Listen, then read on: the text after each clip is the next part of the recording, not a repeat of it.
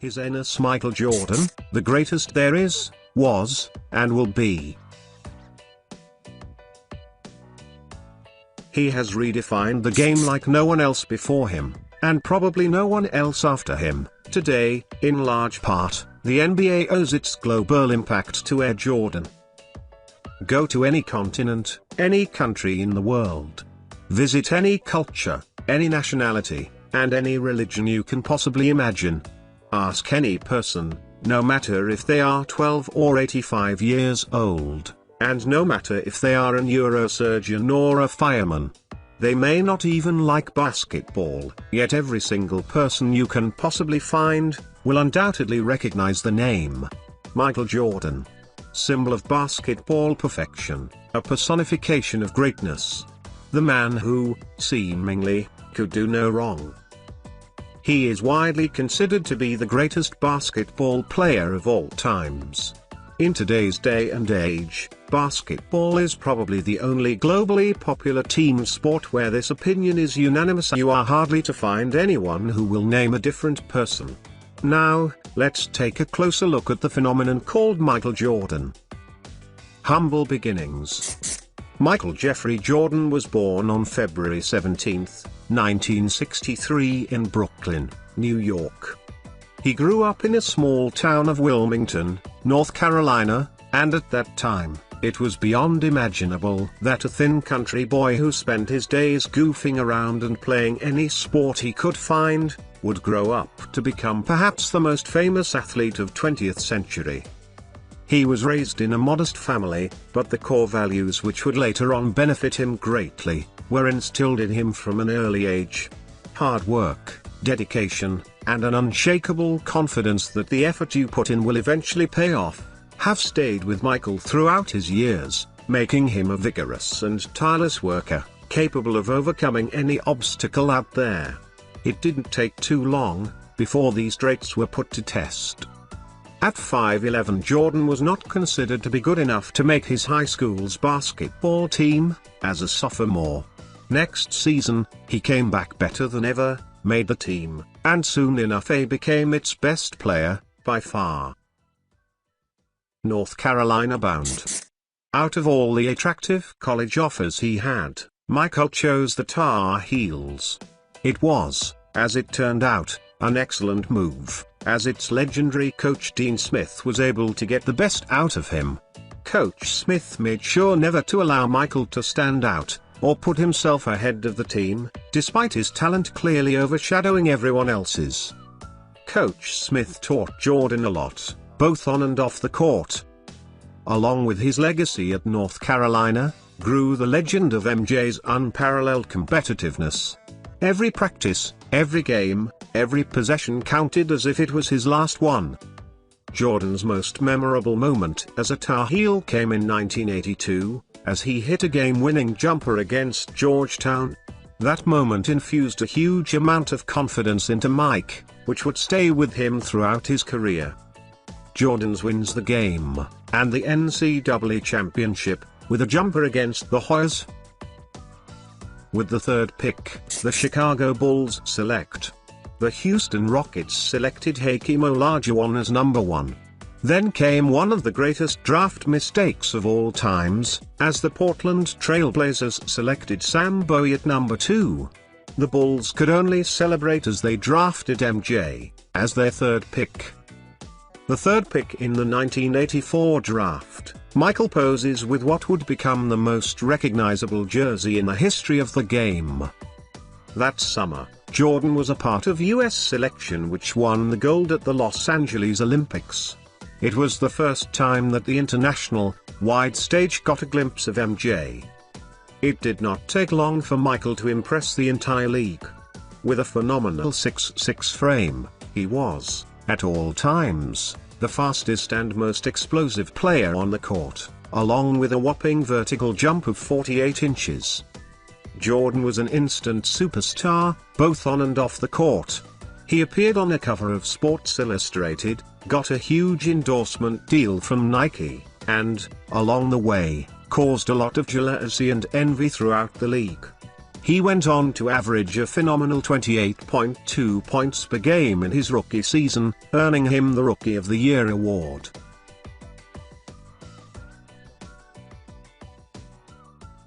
God disguised as Michael Jordan, despite being set back by a broken bone in his foot, causing him to miss the majority of the 1985-86 regular season, MJ made it back in time to regain his playoff form and torch one of the greatest teams ever, the Boston Celtics. Despite the Bulls being swept in those series, second-year Jordan was toying with the mighty Celtics, averaging 43.7 points per game. In Game 2, MJ set a playoff record which, to this date, has not been broken, scoring 63 points. After the game, all that shocked Larry Bird could mutter was he is God, disguised as Michael Jordan. In the following seasons, Mike would only continue to get better. He averaged an astonishing 37.1 points per game in 1986-87 season, and followed that up with 35 points per game next season, in which he was, amazingly, also voted a Defensive Player of the Year and, ultimately, the MVP. Next season, he led the Bulls to another playoff run, again as the league's leading scorer. The series against the Cleveland Cavaliers produced one of the greatest shots in NBA history. With the series tied at 2-2 and Cleveland up 100-99, there were 3 seconds left on the clock. Michael managed to get the ball, and then launch the shot, over an outstretched arm of Craig Ello, one of Jordan's favorite victims. The ball hit nothing but the net, as desperate Ello sunk to the ground in disbelief. The shot, and the infamous celebration afterwards. Notice Craig Ello. The renaissance of slam dunk. Michael Jordan won 2 dunk contests in a row in 1987 and 1988. His distinctive combination of both being able to jump exceptionally high, and remain in the air for what seemed as an eternity, coupled with a unique style and grace, resulted in some of the most memorable dunks of all times. Free throw line dunk. The championship, at last. By the end of '80s, Jordan was widely considered to be the best player in the league. He was breaking scoring records, topping one amazing move with an even better one, yet he could not get his team past the bad boys Isaiah Thomas Detroit Pistons. 2 years in a row they met in the conference finals 1989-1990, and both times the Pistons came out on top. However, as with every other hurdle he had previously faced, this only made Jordan work even harder. The Pistons used any means necessary to stop MJ. At the beginning of 1990-91 season, it was obvious that Jordan was physically and mentally stronger than ever.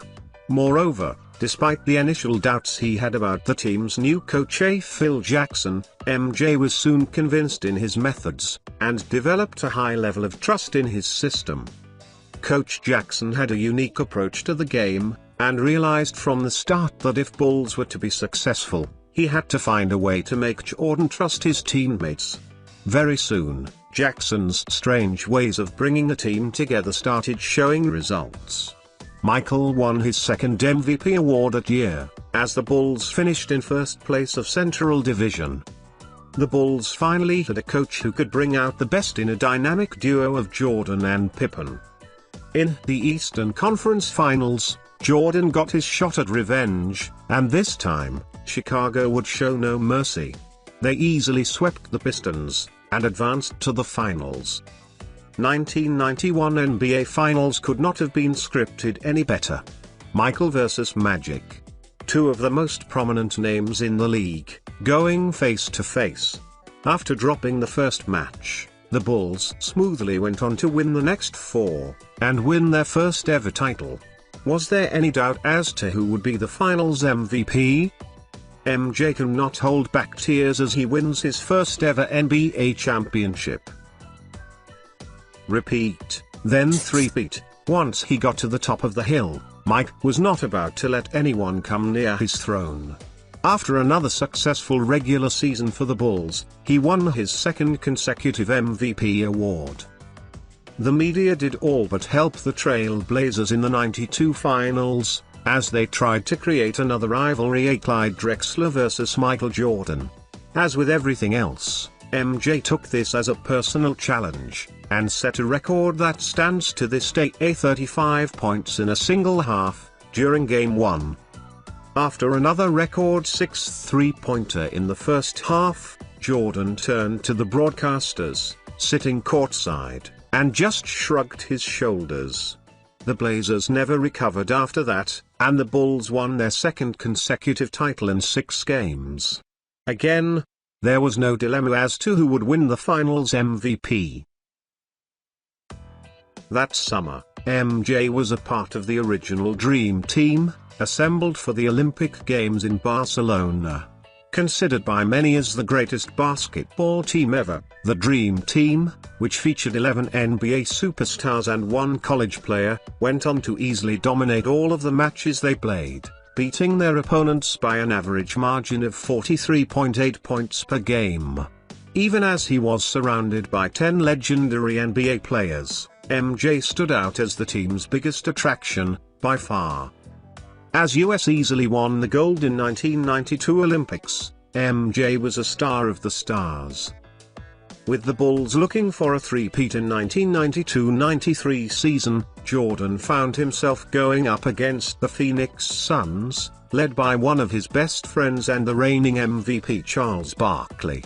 Competition like that always seemed to bring out the best in Mike, and these series perhaps proved that better than ever before.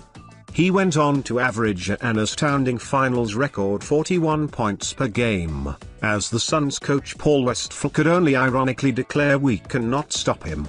I never said we can stop him, no one can stop him." The Bulls went on to win the series in 6 games, marking an incredible feat of 3 straight titles. Consequently, MJ became the first player in NBA history to win 3 straight finals MVPs.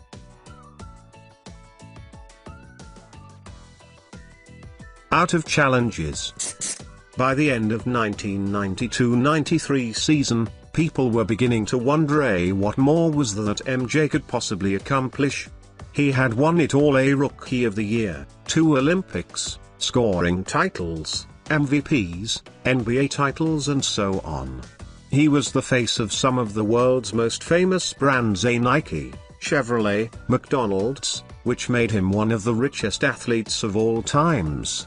In one word, Jordan was on top of the world, and as the 1993-94 season was approaching, rumors were beginning to swirl that he had lost his passion for the game, and was contemplating retirement.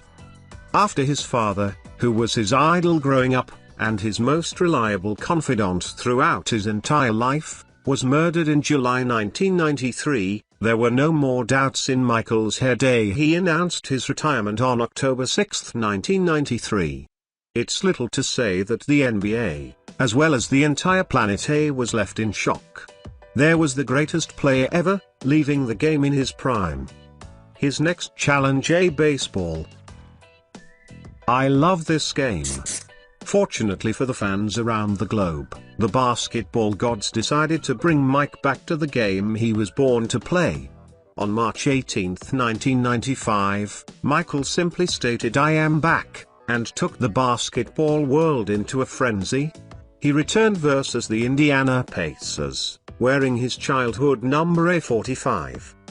The infamous "I Am Back" Sports Illustrated cover. Jordan's return boosted the mediocre Bulls team, which found itself matched up against the young, talented and hungry Orlando Magic team in the second round of the playoffs. Though he averaged 31 points per game in those series, Jordan would often commit uncharacteristic mistakes, turning the ball over or missing what used to be his bread and butter shots. Most notable, he lost the ball to Nick Anderson towards the end of Game 1, which led to an easy fast break basket for the Magic. On the Bulls' ensuing possession, he made an errant pass to Scottie Pippen, which went out of bounds. The Bulls lost the game, and never recovered. despite Jordan switching his jersey number back to 23 in the middle of the series. The Bulls lost the series, 4-2.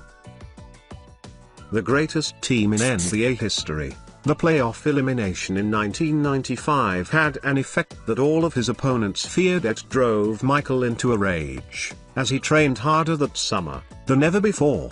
In the off-season, the Bulls added one of the greatest rebounders of all times, Dennis Rodman. Redefined, reinvented Bulls, led by rejuvenated Michael Jordan, went on to post the greatest regular season record in NBA history, at 72-10. Jordan picked up both regular season and the All-Star Game MVP, and though the Seattle Supersonics gave their best shot in the finals, they were still defeated 4-2. The infamous trio of Jordan, Pippen, and Rodman was too much for any opponent in the league. As fate would have it, the Bulls won Game 6 on Father's Day, bringing out the lasting image of MJ sobbing in tears, on the locker room floor, clutching the game ball. Needless to say, it was his fourth Finals MVP, in as many appearances. As the Bulls won their fourth title, Michael was unable to hold back his emotions. Repeat three-peat. In 1996, a 8M Space Jam at Matty M was released, where MJ tried out as an actor, starring as himself. In the movie, he showed he was not only dominant against the opponents from this planet, but also from outer space. After helping the Looney Tunes retain their freedom, it was time to help the Bulls repeat the title in 1996-97 season. Jordan had the first triple-double in All-Star Game history in 1997, and the team had another great regular season run, finishing just shy of 70 wins. They advanced to the finals, where a legendary duo awaited Karl Malone and John Stockton. Game 1 was won on MJ's buzzer beater, after Malone had previously missed both free throws. MJ puts Game 1 away. Prior to Game 5, media reported in frenzy that MJ was as sick as hell. His very appearance in the game was under question, as he was barely able to walk to the arena. Visibly shaken and dehydrated, Michael was at times laboring to get back to defense. On the game's most memorable play, Pippen rebounded Michael's missed free throw, and got the ball back to him. MJ drained a three-pointer, and won the game for his team. He scored 38 points in that game, once again demonstrating everyone the otherworldly strength of his will. Mike was so sick at times, he had to be helped off the court by Scottie Pippen. Game 6 featured an unlikely hero. In the decisive moments, during a timeout, reserve point guard Steve Kerr told Jordan he would be ready to take the final shot, if the Jazz were to double-team Mike. Michael showed faith in his teammate, passing out of double-team to a wide-open Kerr, who calmly swished his jump shot, giving the Bulls the lead and, ultimately, the championship. Jordan and Kerr celebrate the 1997 title. As the 1997-98 season was getting underway, Phil Jackson called it the last dance. Indeed, the rumors circled that upon the end of the season, the Bulls would break up. Their superstar trio was aging, many players were dissatisfied with their status on the team, and Jordan maintained that he would not play for any coach other than Jackson. All of this made Jordan's last season with the Bulls into something of a farewell tour. Every arena the Bulls went to was sold out, as people gathered in masses to get one last glimpse at his airness. As always, Michael didn't disappoint, coming up with another strong season, leading the league in scoring, and winning both the All-Star Game and the regular season MVP award. In 1998 NBA Finals, Jordan faced familiar foes, who had patiently waited for a year to get their shot at revenge. In another hard-fought series, the Bulls went to Utah, up 3-2. What followed was one of the most amazing NBA Finals performances ever. As Stockton hit a three for an 86-83 lead with a little over 40 seconds to go, Game 7 seemed inevitable. Then, MJ first stormed to the basket, hitting a layup to get it down to 1. As the Jazz ran their offense, on the ensuing possession, Michael gambled away from his defender, came up to Malone from behind, and stole the ball from his hands. He quickly dribbled past half court, shook off his defender Brian Russell, and took his one last shot as a Chicago Bull. Swish. Nothing but the net. With little over 5 seconds remaining, Stockton missed a desperation three, and the celebration could begin. It was a second three-peat for the Bulls, and their 6th title in 8 years. Michael finished the match with 45 points,